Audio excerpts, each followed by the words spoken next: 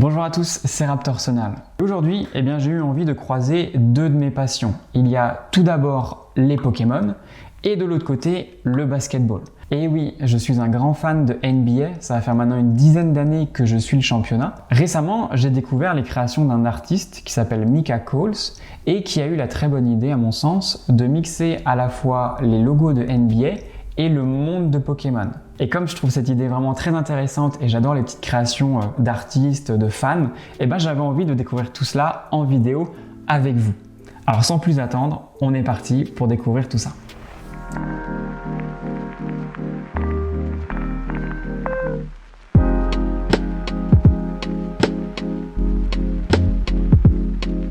Alors juste avant de commencer, je tenais à dire que ces logos, ils datent de 2014-2015. En effet, je les ai découverts récemment, mais ils ont 5-6 ans, ce qui veut dire que Mika Coles, l'artiste, il s'est appuyé sur des logos qui n'existent plus actuellement, qui ont été remasterisés, ou même il s'est appuyé sur des équipes qui ont disparu. Voilà, je dis ça pour les puristes en NBA, s'il y en a. On commence tout d'abord avec les Atlanta Hawks, qui signifie faucon en anglais, et je trouve que, ma foi, c'est plutôt une très bonne idée qu'il a eue. Je trouve qu'on reprend vraiment l'idée du faucon qui déploie ses ailes et qui attrape un ballon de basket. Donc le ballon de basket n'existe plus, c'est une Pokéball, mais on retrouve l'Elector qui passe très bien, un Pokémon que j'aime bien. Visuellement, c'est très joli. Et aussi, on voit que Mika Coles, il s'est appuyé sur la phonétique des mots. En effet, les Atlanta Hawks, donc les faucons, sont devenus les Atlanta Shocks. Donc je trouve que ça se ressemble un peu, Hawks, Shocks. C'est vraiment une très bonne idée. Vraiment, ça marche très bien. Même si, pour moi, des Atlanta Shocks, ça devrait plutôt ressembler à ça. Alors, le prochain logo, celui de Boston. Ouais, moi, j'aime pas trop. Je trouve le logo de base de Boston assez simple, avec juste un personnage, voilà. Je trouve qu'il fait très années 70, années même 60. Il est vraiment emblématique, donc ça passe. Voilà, le nouveau, je comprends pas trop. Je trouve vraiment que Bulbizarre en noir, ça passe pas très bien, c'est pas très joli. Van Wipes, je sais pas trop comment ça se dit du tout. Ça veut dire Fuelian en anglais, mais il n'y a pas trop de lien avec Celtics. Ou peut-être Wipes, Hips. Je sais pas, c'est pas très bien. Alors le logo de Brooklyn, un logo vraiment très simple. Et ici on retrouve vraiment cette simplicité avec la forme un peu de blason d'équipe de foot, je trouve. C'est une forme d'équipe de foot. Donc il a mis la tête d'un osselet, ok. Et Bash. Bash, ça vient... Alors Bash, j'ai fait mes petites recherches, ça vient de l'attaque coup de crâne en anglais qui se dit Bash. Et voilà, on voit un crâne d'osselet. Voilà, coup de crâne. Le seul petit détail, c'est qu'Osselet n'apprend pas l'attaque coup de crâne dans le jeu vidéo. Mais ça, à la limite, on passe, c'est pas trop grave. Alors là, on arrive à la première équipe qui a disparu depuis, ce sont les Charlotte Bobcats, équipe où a joué Boris Dio par exemple. Alors cette équipe, elle a changé de nom 1000 fois, c'est redevenu les Hornets depuis quelques années, et à cette époque, c'était les Bobcats, donc les chats sauvages, il me semble. Il a mis un match hopper, voilà, visuellement, moi, qui est plutôt beau, je trouve plutôt bien incrusté, et il a mis l'attaque fissure. Alors il faut savoir que les Charlotte Bobcats à l'époque c'était vraiment pas une très bonne équipe. En effet, je crois qu'ils ont encore le record de pourcentage de défaites sur une seule saison. Peut-être qu'il a mis fissure pour ça. En effet, fissure c'est le nom anglais de l'attaque Abîme, qui est une attaque que peut apprendre Match Hopper cette fois-ci. Cette attaque Abîme, elle a 30% de chance de tuer en un seul coup n'importe quel Pokémon. Et à l'époque, les Bobcats, ils avaient plutôt 0% de chance de battre n'importe qui. Les Chicago Tauros, voilà, un taureau, un tauros, ça marche. J'aurais bien voulu voir Michael Jordan avec, ça aurait pu être sympa. Franchise suivante. Alors avec les Cleveland Cavaliers, on arrive à un logo qui s'apparentait à des mousquetaires avec des cavaliers. On le retrouve pas du tout ici avec les Cleveland Gravelers. On retrouve le Gravelant juste derrière, un petit peu caché, un peu comme le ballon de basket sur le logo original. Et je trouve que ça marche très bien parce que les couleurs sont respectées, la typo aussi. En plus, Cavaliers, Gravelers, il y a vraiment une filiation phonétique, ça se ressemble beaucoup. Et ça j'aime bien quand ça se ressemble. Et je pensais vraiment pas revoir Gravalanche ici, donc je suis très content, il est bien. Moi j'aime bien ce logo, ouais, moi il me plaît bien. Ok, alors là on arrive aux Los Angeles Clippers, qui sont devenus les Cerulean Cloisters. En français c'est Azuria, Cerulean, et c'est la ville de Ondine, qui est la championne d'arène de type eau, donc peut-être que c'est pour ça qu'on retrouve ensuite un Crustabri, J'aime beaucoup Crustabri, mais là, vraiment, la forme, je la trouve vraiment très disgracieuse. Et j'aime pas trop. On passe vite, j'aime pas trop. Ok, les Dallas Mavericks qui deviennent les Dallas Rapidash, donc les Galopas. C'est un peu comme le Tauros, c'est très simple. Je pense que pour lui, ça a été limpide de mettre ça. Voilà, il a changé le cheval par un Galopa Shiny. Ça passe plutôt bien. Visuellement, c'est plutôt bien fait, même si le coup est un peu bizarre.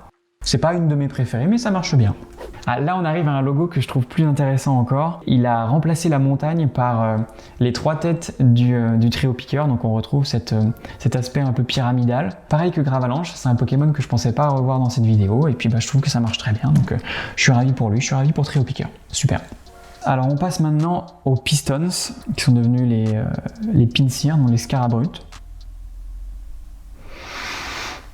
Je vois pas trop le lien avec Détroit qui est basé sur l'industrie automobile. Non, j'aime pas trop.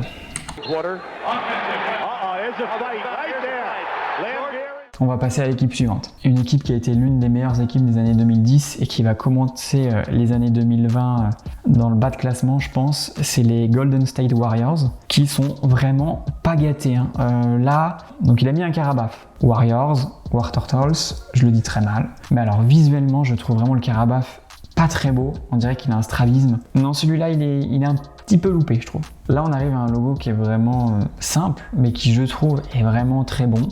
Voilà, les Houston Rockets qui deviennent les Team Rockets. Donc on retrouve le R de la Team Rocket qui est très caractéristique. Et en plus, il a incrusté le sprite du sbire de la Team Rocket de la toute première génération dans le R là. Donc moi j'aime bien, je trouve ça très joli. Il est parmi mes préférés, je pense. Alors on continue avec les Los Angeles Lakers qui sont devenus les Ectoplasma de l'avant-ville en français. Ça sonne un peu moins bien. Et je trouve ce logo voilà sympa. Ouais, je trouve qu'il est marrant le petit Ectoplasma. Je vois pas trop le lien avec Los Angeles, peut-être voilà, ça se ressemblait un peu phonétiquement, je sais pas, voilà. C'est pas l'un de mes logos préférés, mais je trouve qu'il fait le taf. Voilà. On arrive à Memphis, qui est l'une de mes équipes préférées. Je trouve le logo vraiment très joli, celui de base. Je trouve que c'est un logo typique de la NBA, avec un animal que l'on identifie tout de suite, qui est très beau, qui montre sa puissance. On ressent tout de suite voilà, l'ours qui est venu là pour gagner. Et en plus, voilà une écriture que moi j'aime bien, voilà, avec une belle épaisseur, là, bien visible. Et on retrouve tous ces petits points avec le nouveau logo créé par Mika Coles. En effet, le colossinge est vraiment très bien exécuté. On retrouve sa détermination, sa colère, sa puissance avec cette espèce de petite tache d'énervement, là, cette petite forme qu'il a juste au-dessus de l'œil gauche. Ces colossinges de Memphis, moi, ils me bottent vraiment beaucoup. Pour moi, un bon 9 sur 10. Voilà, un bon 9 sur 10. Alors, on continue avec le Miami Heat, un logo vraiment très simple, que je trouve pas extraordinaire. Piroli, c'est pas forcément un Pokémon que j'adore. Je trouve que le fait de pas lui avoir mis de bouche, ça le dépersonnifie un peu. Et du coup, j'aime pas trop. Alors là, on arrive aux Milwaukee Bucks, qui est l'équipe préférée de ma copine. Je trouve que le premier mot, c'est étonnant. Il n'y a pas beaucoup de lien entre les Bucks, qui sont des daims, Golbats, donc Nosferalto, qui est, je trouve, très bien fait. Vraiment, ce Nosferalto, il est très bien fait. Il a un petit côté cartoon qui le rend très joli. Je pense que Bucks ressemble à Bats, le joueur de foot.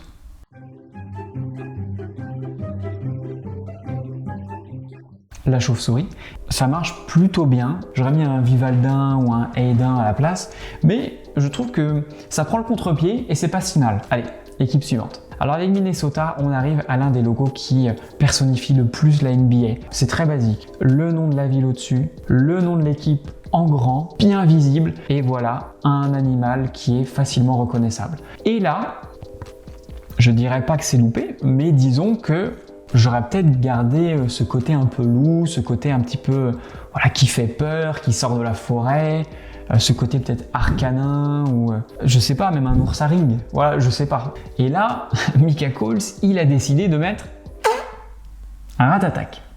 Donc le contre-pied, il est légendaire, mais je trouve que le rendu est pas fou. Alors ok, Hyper Fangs, c'est une attaque qu'apprend notre ami Ratatak, c'est Croc de mort, je crois en français. Voilà, le visuel est pas dingue, la typo est pas très belle du Hyper Fangs, et puis ça reste un Ratatak. Donc moi j'aime pas trop. On retrouve les Nets, dont on a parlé tout à l'heure avec les Brooklyn Nets, qui auparavant s'appelaient les New Jersey. Ils étaient à Trenton, il me semble, à l'époque. Ok, il a juste rajouté un Magnéti. Oui, ça marche. Il n'y a pas grand chose à dire, je trouve. C'est pas dingue. Là, par contre, je trouve qu'il y a vraiment du beau travail avec l'équipe de la Nouvelle-Orléans. On retrouve un rapace de pique qui s'incruste très bien. Il garde une Pokéball, donc je trouve que c'est vraiment une bonne idée. La police est respectée.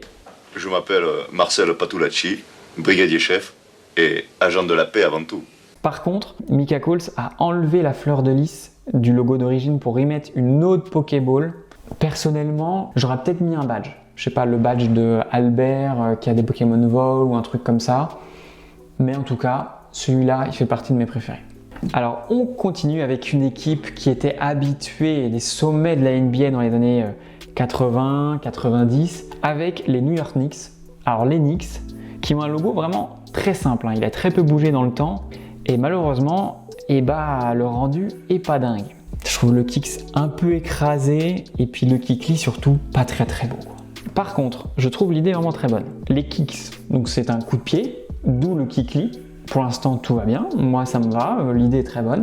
Et Mika Coles, il n'a pas mis New York en haut de Knicks, mais il a mis Saffron, qui fait référence à la ville de Safrania dans Pokémon rouge, bleu et jaune. Mais vous allez peut-être me dire qu'à Safrania, la championne d'arène, c'est Morgane, qui a des Pokémon de type Psy. Eh bien, je vais vous dire qu'il y avait à la base à Safrania une arène de type combat. En effet, il s'agit du dojo que l'on peut visiter dans Pokémon rouge, bleu et jaune et où on affronte le maître du dojo qui nous offre un Pokémon si on arrive à le battre. Et ce Pokémon, il peut être soit Tignon, soit Kikli. En termes de référence, je trouve que c'est un logo qui est très bien travaillé. Par contre, visuellement, je ne sais pas si vous serez d'accord, mais ce logo, il est vraiment pas tip top. Pour l'idée qui est vraiment très bonne, je l'aime bien quand même. Maintenant, on passe à l'équipe d'Oklahoma City, le Thunder, donc la foudre ou le tonnerre, je crois que c'est la foudre. Et Celadon City, eh bien, ça fait référence à la ville de Céladopol en français. Et à Céladopol, eh ben, on retrouve une championne d'arène, mais qui est Erika, qui est spécialisée dans le type plante. Et c'est tout. Donc je trouve qu'il n'y a aucun lien avec Raichu, alors qu'il aurait pu mettre par exemple, non pas Céladopol, mais plutôt Carmin-sur-Mer, parce qu'à Carmin-sur-Mer, on retrouve le Major Bob, qui possède un Raichu. Donc là, j'ai envie de dire c'était légitime. Là, ça ne l'est pas, je comprends pas, j'aime pas. Voilà, c'est simple. Je suis désolé, j'aime pas trop. Voilà, donc là, on arrive sur l'un des logos qui part un peu dans tous les sens, vraiment. Bon, le gars s'est dit dans Magikarp, il y a Magic, donc ça va passer. Mais non, en fait, parce que je trouve que vraiment le rendu est pas très beau, pas de lien. Je suis désolé, Magikarp, je t'adore, mais là c'est non. Avec les Indiana Pacers, on arrive quand même à l'un des logos les plus compliqués, je trouve, à modifier. Peut-être incruster un Pokémon à la place du ballon aurait été peut-être plus simple. Là, il a décidé de reprendre la forme du visage de Soporifique pour l'incruster. On dirait qu'il serait comme en train d'envoyer des ondes, un choc mental avec les rayons qui sortent de sa tête. Je trouve que c'est une bonne idée, vraiment une très bonne idée. Il y a vraiment une recherche là. Mais par contre, voilà, c'est un Soporifique. C'est vraiment un Pokémon que j'aime pas. J'ai pu le dire dans de mes précédentes vidéos. Je l'aime pas. Je suis désolé.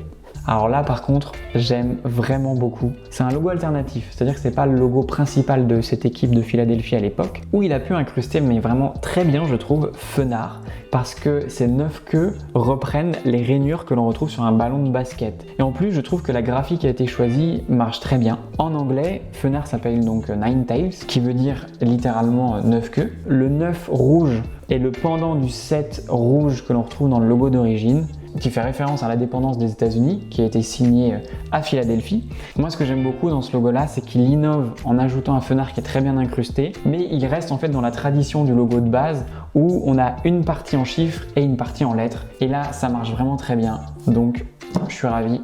Top, j'adore ce logo. Voilà, donc là, un logo très simple. Le ballon de basket a été remplacé par un Aspico, qui a l'air de faire l'attaque d'Arvenin. Et Pewter City, c'est Argenta, donc la ville de Pierre normalement. Et je crois que près d'Argenta, il y a des aspicots, voilà, dans la forêt de Jade. Pas grand chose à dire. Alors l'équipe de Portland, l'espèce de tornade de tourbillon est devenue une Pokéball qui peut s'autodétruire, d'où le self-destruct. Donc ça serait en fait un Voltorb.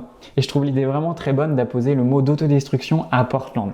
Parce qu'en effet, au début des années 2000, eh bien, il y a une équipe qui a marqué la NBA et il s'agissait de l'équipe de Portland qui était surnommée non pas les Trail Blazers, mais les Jail Blazers qui proviennent du mot jail qui signifie prison en anglais. Et cette équipe, elle était surnommée comme ça parce qu'elle était composée uniquement de très bons joueurs de basket, ok, qui étaient pour la plupart des petites frappes, des gens pas très stables et qui étaient vraiment très proches de la prison pendant un temps.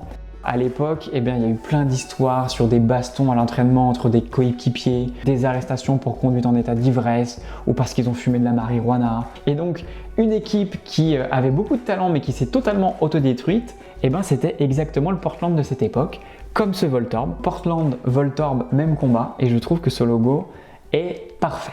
Alors là, on passe aux Sacramento Kings. On arrive à un logo qui de base n'est pas très beau. On retrouve les armes d'une des Tortues Ninja, je sais plus comment ça s'appelle, qui a été remplacé ici par un Nido King. Donc on voit le jeu de mots qui est assez simple. Les Kings de Sacramento, les Nido Kings. Ok, mais je trouve que vraiment l'incrustation est pas très jolie. On distingue le Nido King sans trop comprendre quelle partie du corps c'est. J'aime pas trop. Alors là, on arrive à l'équipe de Tony Parker, enfin l'ancienne équipe de Tony Parker, les San Antonio Spurs, qui sont devenus les San Antonio Sprouts. Alors l'idée est bonne, Spurs, Sprouts, je trouve qu'il y a vraiment un lien phonétique, donc ça marche bien. Mais par contre, accoler un Chétiflore, qui est vraiment un bon Pokémon de mort, à l'une des équipes les plus victorieuses des années 2000, je trouve que c'est vraiment un peu dur.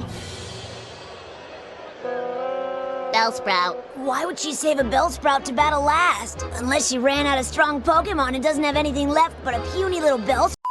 Et là, on arrive à mon équipe préférée. Je suis fan des Toronto Raptors et le moins qu'on puisse dire, c'est que je suis un peu déçu. Parce que je trouve qu'on a ici un des plus beaux logos que la NBA ait pu donner. Un logo bon, très vintage, mais vraiment très caractéristique d'une époque et des années 90 en NBA, avec un monstre vraiment très présent, central, et des couleurs vraiment très vives avec le violet, le rouge. Et je trouvais qu'on pouvait faire mieux que les Kanto Embers. Donc Ember, c'est une attaque de Reptincelle, et donc c'est Reptincelle qu'on retrouve avec le ballon. Donc ça marche bien parce que c'est un reptile, voilà, dinosaure, reptile, Reptincelle. Ça marche plutôt bien, mais visuellement je m'attendais à autre chose. J'aurais même préféré un Dracofeu à partir de là, pour être plus imposant. Je suis un petit peu déçu. Les Utah Jazz, qui deviennent les Utah Wiz du nom de Smogogo, qui est Weezing en anglais.